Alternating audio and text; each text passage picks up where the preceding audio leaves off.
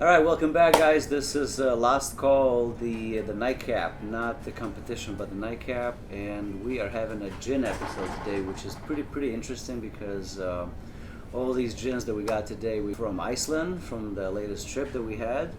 I was with Ivan right here, the traveler, what was your channel called? The Ivaintures. Ivaintures. There you go. So please follow him. Really cool content. We went there to actually record some interviews with some locals. Jules was amazing, and then in the meantime we met this guy Georg late, who's a distiller, a bartender, like bar owner. He's got his own bar. He was kind enough to gift us this amazing bottle, which is locally made from scratch there in Iceland. And Justin was trying to look it up. Yeah, couldn't find any information about it. So I'm really excited to try this one. Could be good, could be scary. Yeah, I'm excited too. I mean, Yeah, and there's a lot that goes behind. George is being kind. It was hard to get that bottle.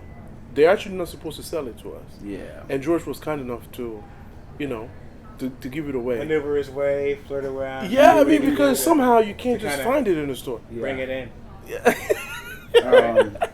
But I'm amazing person, amazing story behind him. We filmed a little bit. Ivan filmed a little bit of interview with him.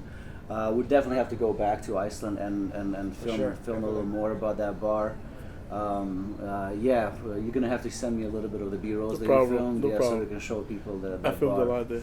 And then this one we got at the store there locally. It's pretty popular in Iceland. Actually, we tasted it. I love the taste. It was actually voted. You were saying. Yeah, look it up. It was voted the best gin to make martinis with. So. Oh, wow. Yeah. Okay. Drunk guy told us about this, and George said, you got to trust an old man who likes gin. Because we were buying something else completely. Yeah, and he was just going off. We went for this bottle too. Yeah. We ended up buying it just because of the look. bottle. It looks good. Pretty cool, yeah. And I was thinking that it's going to be the least my favorite, but Ivan said he tasted Love it it. and he loved it. Yeah, so I looked this up too. So basically, their whole premise is they use like that natural Icelandic spring water. What they want to do is introduce a product that eliminates all those free radicals, all that stuff in the water to get you less of a hangover, and to be the best thing you can use for a gin and tonic. It's supposed to be like pure. I mean, you taste it. Yeah, it's great. Yeah. Love that drink. Well, Icelandic water is like some of like the best too as well. In So the world. they say if you go to Iceland, don't buy bottled water. I mean, you can go to yeah. literally a sink and just Yeah. fill it up, and it's Yeah. gonna taste like your. He had a water. drink from the tap right away. He told me the Uh-huh. next morning, like, whoa, I can tell the difference. Yeah, Oh, yeah. exactly. It's one of the very few countries that it's like that Yeah. the water is just so naturally good. Yeah, But yeah. I told you what I did. I filled up my flask and I put it in my check bag, right? And then when I got to my car from the airport, I opened it and it was still cold Icelandic water. He's got like the water boy, you know what I mean? Water boy, you know, straight from the glaciers of Iceland, you know. That's high quality. Yes, high quality H2O. No, honestly, this one is my favorite. We'll see what you guys think about it, but I was straight up taking shots of this thing. So you probably didn't even know what it tastes like. No. What do you mean? Oh, yeah. Look at this. So, did he own the bar that you guys were Yes. at? He, Okay. he Yes, owns he's- the bar. so he He's owned the owned bar. He's the bartender. He's the distiller. too. Distiller, Yes. Yeah. and he's a photographer. Yes. Yes, so he gave me the book. And- too. I brought the book as well. He's a swimmer. High level swimmer. Oh yeah, he played polo professionally for High level. like college. Right. Yeah. Yes. It's like the most He, interesting. Yeah. yes. Yeah. He's, What- he's what- original. yeah. What doesn't he do? Yeah, right. Yeah, Right. that's the question I had. And his name is George. And his name Yes. is George. Exactly, right? Yeah. That's the most important. He's originally from Salvador, Yes, but here uh, in Brazil. Oh Okay. yeah, that's Really? right. Yes, and he moved there about 20 Mm-hmm. years ago. And he's at home. Yeah. He's at home. He loves it there. So how He's did got you kids. guys find this bar that you So Jules that I interviewed, I asked her, where should we go? What is your spot here? She recommended that bar. But she Okay. didn't tell me why. Okay. So we split. He went there first night. He's Yeah. like, Ivan, we got to go back to that damn bar. So when I went there, sorry to interrupt you. When I went there first night, I get in and I get a drink, and this guy's, hey, my name is Connor, and I'm like, Connor, where are you from? He's like, oh, I'm from Atlanta, Georgia. I'm like, okay, so I get going here. Yeah, I mean, it sounds about right. Yeah. Yeah, so I chill with him, really cool dude, and then I started bar hopping. So I stayed there for like 30 minutes to an hour, got a couple of drinks, chill with him. And then I tell Ivan about him. I was like, dude, we got to go back. You got to meet Connor, man. Like, this dude, like, a crazy story, too. I'm traveling the world. So, like, I just got here 3 weeks ago, and I got this job. I'll probably stay here for like 3 months, and then I got the next spot and go to Spain. And he's just traveling the world. I'm like, okay.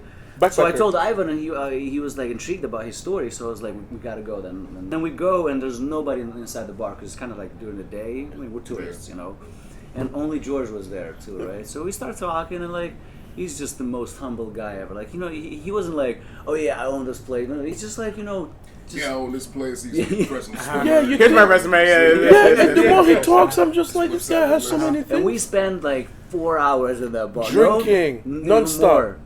And then those French guys came in, like, we're just like friends with everybody. Like, before that, we had so many drinks. I swear I don't know how many cocktails we had.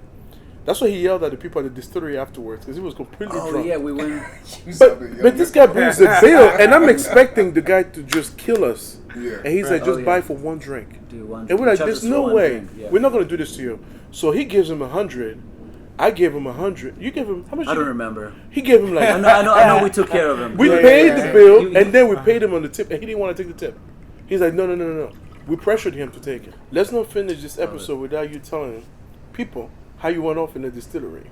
I think it's important for people. I didn't notice him. Like you said, he was like,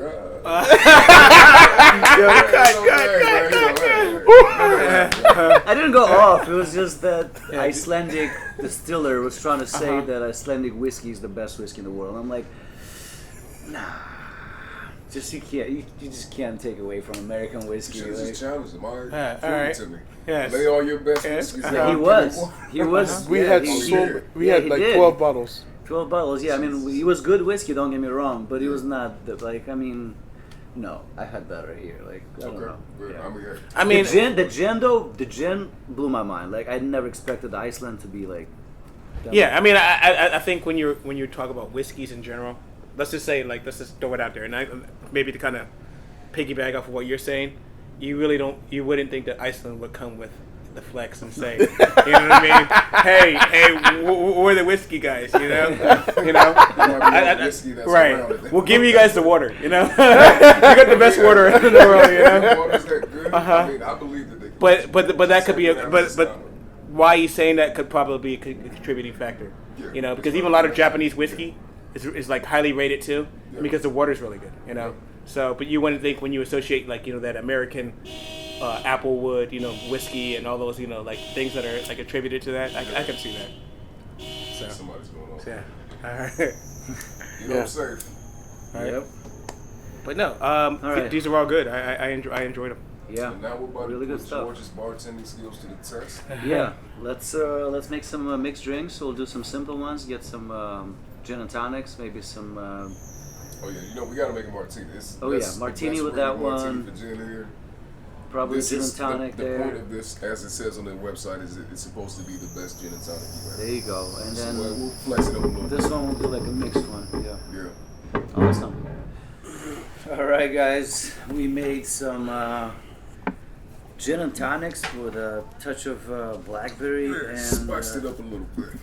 And some rosemary, smoked rosemary. So let's see. We used the Glacier gin right here. All right. Okay.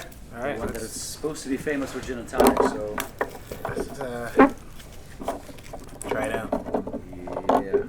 Well, cheers. Cheers. Thanks Justin, for you made these? No, I made George this. made Okay, George made it. I Okay. collaborate. I supervise. Okay. Mm-hmm. Yeah, I got you. Cheers. You know what? Oh yeah. That straw with that rosemary in my nose.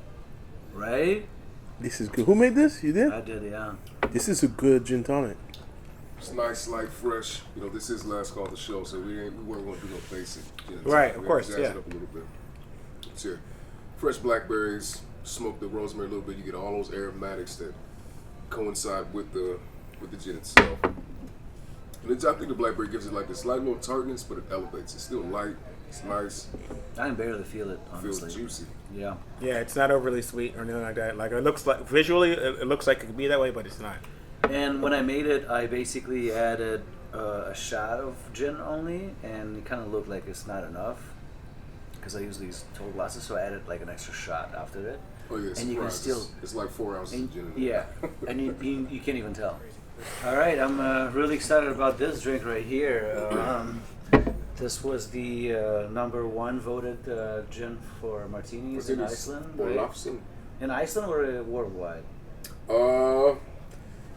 I don't know. I guess Iceland. Yeah, I mean, it's hey, I Icelandic tasted gin, it. yeah. I'll say worldwide. But yeah, we made like an earthy martini. So I basically classic martini, you know, with gin and then vermouth and then dry vermouth, and then we threw some dill in there, so then Stirred it up with ice, so like, First keep the going ice on top. kind of crushed it. It's a nice, crisp, earthy. I think it should complement the flavor of this gin very well, but give it this brightness. There'll be a lot of bright flavors going on. A lot of what do you say, not botanicals, but you'll smell a lot of things. Yeah. Okay. So another Justin's creation, but my making, I guess. Okay. So is this a? You said this is martini It's a stirred. cucumber gin Yeah, martini. it's a stirred Oh, so you Yeah. no I did not shaking. shake, no Okay. shake. If we're making a cocktail with gin, sure. If it's a martini, you don't want to break that spirit. You don't want to bruise the gin that much. You know? Okay. It's got a So lot of dill flavor. and fresh cucumber. Yep. Yeah. All right. Here. Cheers. Dilly dilly. Dilly Right? dilly. Dilly dilly. Nice. Well, right off the bat, I can smell the dill inside of it. Yeah. Not overpowering, but Exactly. still like light enough to kind of just kiss the rim of the Yeah, glass. all this is just supposed to be aromatics for you. Yeah, it's You still get all the flavor from the gin, just a little bit extra. yeah. That's the great thing about the martinis. It's a wide mouth, so you can it all kind of goes in your nose already. You smell it before you taste it too as well. Exactly. It's so smooth. Right here, It's baby. so It's good. smooth. It's amazing. Yeah, that guy knew what the fuck he was talking about. Yes. Yeah, I know, right? Yeah. But also like cool down at a right a right coldness where it's like when you shake it you get that vigorous type of thing. You know what I mean? You want it like at a cold temperature, but You do. But the martini- If you're doing a cocktail, you have all these other flavors that you're trying to incorporate into it. You want to stand up to it, so you shake it. But if you really want a martini, if it's gin, you don't want to bruise it up. no, that's You what don't I'm saying. wanna I kill can it. still taste it, and it's like a nice cold level where it's Yeah. it's not doesn't have that warm type of finish to it. Look at you. All right, guys. Cheers. Fourth and final drink. No, this is Third. The third. third and final drink. Yeah, sorry. Yeah. Feels like the fourth though. Yeah, right. Hold on, let's do this again because I gotta. Okay. Yeah. Let's do this card. 1, 2, 3, boom. Cheers. Oh, you're doing boomerangs. Nice. Yeah. All right. Third and final drink. Third and final drink. Yeah, Justin. Yeah, all right, Tell guys. us what you did. Take it away. So what we got here is kind of it's a donut peach and tarragon spritzer. So when I tasted that gin, I tasted it like a lot of star anise, kind of like licorice flavors, and the tarragon expresses that same kind of flavor. We use these donuts peaches that are a little bit sweeter than your traditional peach. Homemade lemonade. I would have loved to have some sparkling rosé to top this off with. Okay. We add a little bit of white, sparkling white. I still think it gets the job done. It's nice, it's light, it's crisp. Summertime. I love it. And you only really put in maybe an ounce of any sparkling at the end, right? To top Just it off. the topper. Yeah, top it off. So it's not But really. if we had the sparkling rosé, the color would have been popping. No, I like A this. lot better. I like this. A little bit less of a drier sparkling would have Uh-huh. brought the flavors out a little bit more. But again, we use what we had. No, And I feel like the white wine goes good with the peach. Yeah. though. What's the garnish on the top? The green. That's fresh tarragon. Okay. Yeah. Yeah, that actually pairs perfectly. I say this a lot, but I would definitely order this in a hotel bar or some type of nice place. It looks like Yeah, it's this is your something that you already have on the menu, and yeah, it's already like this is your just there. rooftop drink. Yeah, it's definitely you the go out rooftop, DC yeah. on a rooftop, some sparkling nice, even brunch time type stuff. It's like a sangria, kind of. Yeah, it's like an open face. Very yeah, refreshing. It's very Yeah, refreshing. very Summer drink for sure. Get those It's like aromatics. an Aperol Spritz, but like with peach instead of the you don't have the redness. You have that white peach. Yeah. You know. Uh huh. Yeah. No, it works perfectly. I think everything you did is phenomenal. So yeah, cheers. to Good that. job. Cheers to that, man. Yeah, cheers to that. For sure. Well, that was a pretty good nightcap, I'd say. Yeah. It was 3 of them, Yeah. Yeah. plus the shots. So It All that's left is to go to Iceland. It really was 30 minutes, like you said. It worked out perfectly. yeah. I'm being sarcastic. Yeah. oh, you mean the filming? Oh, It yeah. took 30 minutes. 2 hours later. Yeah, right. No, this is really good.